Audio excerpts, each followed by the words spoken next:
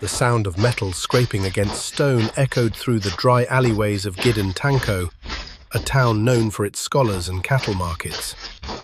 Malam Jibril Musa, 42 years old, was sprinting barefoot through the dust, his breath ragged, his white kaftan torn.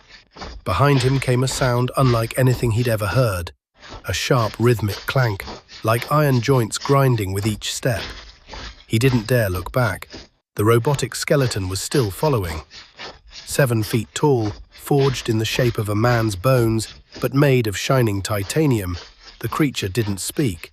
It simply moved, with glowing red eyes and a right hand that pointed like the finger of death. It didn't run. It didn't rush.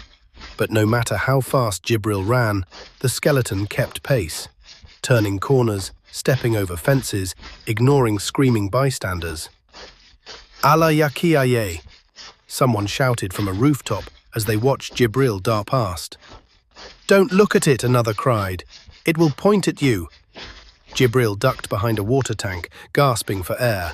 He gritted his teeth, frustrated. Why me? Despairing, why is it after me? His thoughts raced. It had started with that offer 2 months ago from a group of shadowy men who said they were scientists. They wanted his help designing a wave transmitter that could direct pulses at long range. He was suspicious.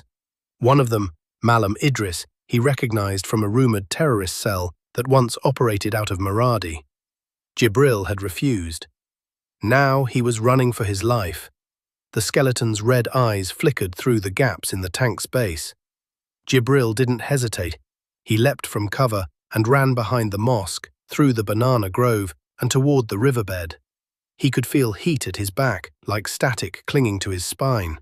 Then, short pause, nothing. Long pause, silence. He turned back once, just for a second. The skeleton had stopped. Its red eyes blinked and turned away. Back toward the town, toward his home. By the time Jibril returned, hours later, covered in mud and cuts, it was too late. Smoke rose above his compound. A child's sandal lay in the dust. He stepped inside what used to be his home. The walls were scorched, the prayer mats burned. His wife Aisha gone.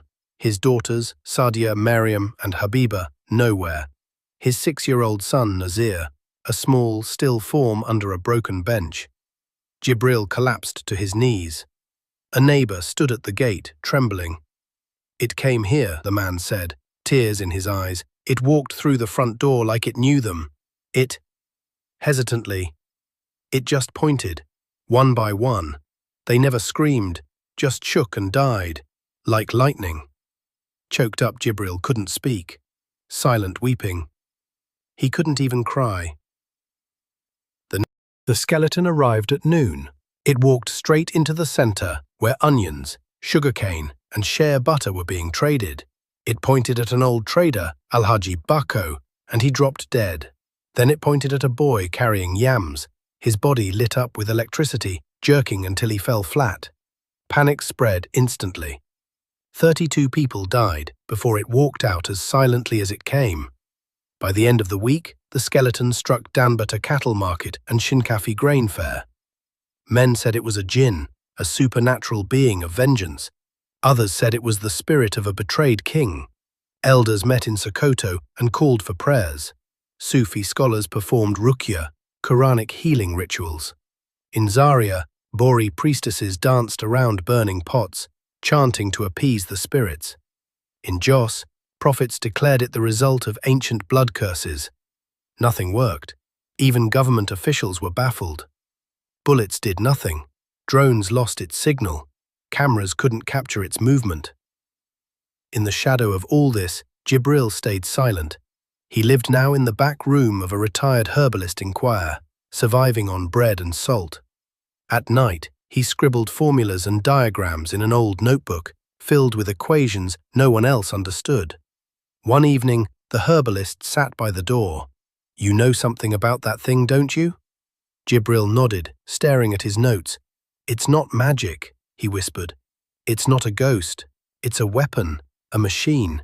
They made it look like a skeleton to make fools out of all of us." "Who are they?" "Terrorists. Maybe worse, they wanted me to help them. I said no. They used my theories anyway. The herbalist swallowed hard. But if prayer doesn't work, what do we do? Jibril didn't answer.